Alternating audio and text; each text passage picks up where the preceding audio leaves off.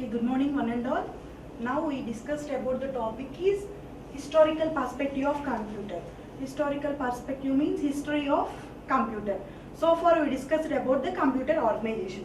What is a computer organization? Computer organization means internal parts of the computer, and organization means arrangement, implementation and design, how it's used. Last class we discussed the computer organization, types of computers, and what are the data handling functions of computer. Data handling functions of computers are input, output, memory and processing and storage. These are the data handling functions. And basic structure of computers also we discussed it in last class. Basic structure of computers also discussed it. It contains the functional units.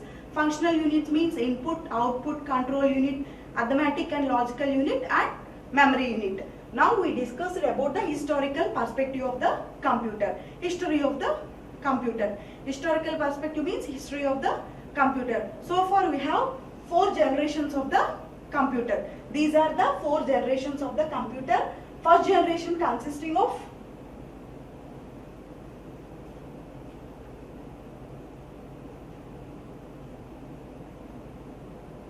first generation is in between 1942 to 1955. They are used by using vacuum tubes. And second generation computers has in between duration 1955 to 1964. They have used transistor. By using these transitions, second generations are working.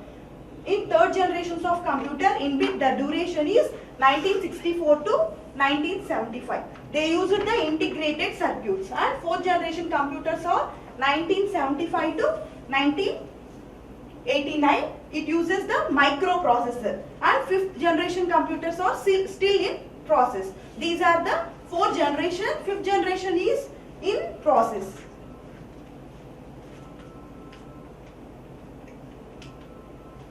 Coming to the first generation of computer is in between 1942 to 1955. They are used by using the vacuum tubes. Vacuum tubes has hardware technologies computer using by using thousands of vacuum tubes are stored in one computer. Thousands of vacuum tubes are placed in one computer. That is a hardware technology, and software technology is used in mission level language or assembly level language. Mission level language means whenever user want to give the input means any word or characters, it will take as a mission level language. That computer can be translated that mission level language to high level language. Mission level language to high level language, that consisting of zeros and ones in binary format.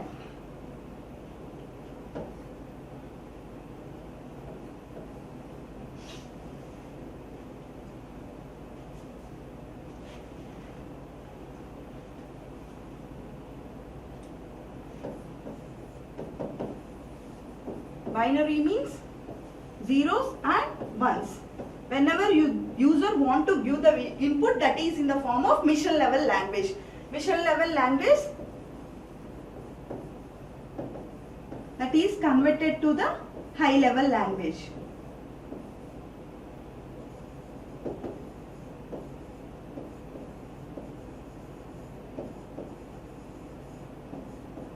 These first generation computers are used for scientific applications. These are the examples: EDVAC, EDSAT, EDVAC, IBM 701 and ENIAC.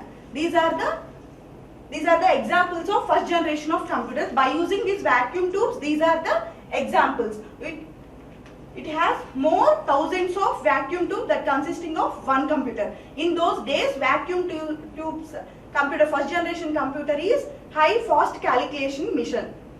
High fast calculating mission. 1 second they can calculate it thousands of additions and thousands of multiplications. Okay, next we have seen features of first generation. Features of first generations as unreliable, huge size, very costly, generate lot of heat, slow input and output devices. Input was based on punched cards and paper tapes, and output was displayed on printouts, difficult to use, need of ACs. These are the features of first generation of computer. Reliable means high quality and performance. In those days, vacuum tubes are less quality and less performance with. That's why we read it as a unreliable. This future has one of the future is unreliable. It consisting of huge in size. It occupies so much of space and installation also high. Very costly. It is very costly in those days. Generates lot of heat. It cost also very high. Input devices slow input and output. Whenever user want to give the input, the output will be very slow, very less quality and performance. Next, input was based on punch cards and paper tapes. Output was displayed on printouts. In the form of printouts, output was displayed. Difficult to use. It contains large memory. It takes large memory. And also needs of AC. It generates lots of heat. That's why you need AC. Next, the storage of this information in the form of magnetic drum.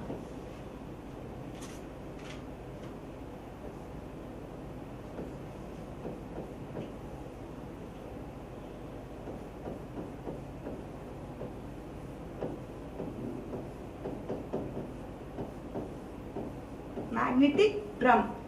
The lot of information that can be stored by using this magnetic drum.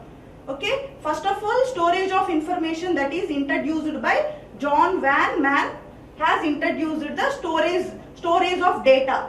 We want to do the calculation, addition, subtractions, any calculation, that information was stored in the form of magnetic drums.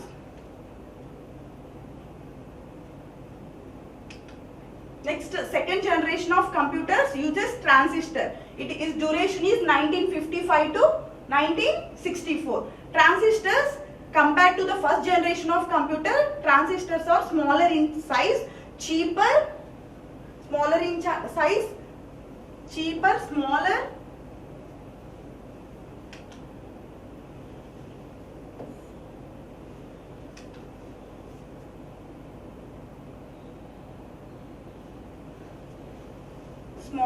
faster, cheaper and more efficient than first generation of computer. It is more reliable, quality and good performance than the first generation of computer. Computer hardware technology has compared to the vacuum tubes, transistor has less space it contains and less installation speed also it requires.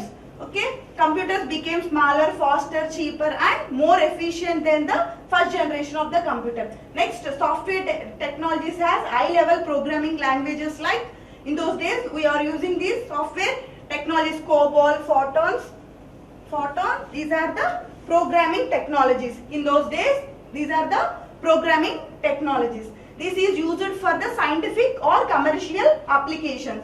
These are the examples: Honeywell 400, IBM 703. By using these examples, transistor second generation computers are working. Okay, it has more reliable than transistors. Transistors means second generation of computer. Second generations of computers are more reliable than the first generation of the computer. It is a smaller, it is also faster and more efficient than the first generation of the computer. The programming languages used in those days means 1955 to 1964. We uses COBOL and Fortran languages, and these are the Honeywell and IBM are the examples used in those days of second generation of computer. Next, we want to see the futures of second generations of computer. Reliable. It is reliable than the first generation of the computer. Reliable means high quality and the performance of the calculation and any other input and output calculations. Next, smaller in size compared to the first generation of the computer. It also generates less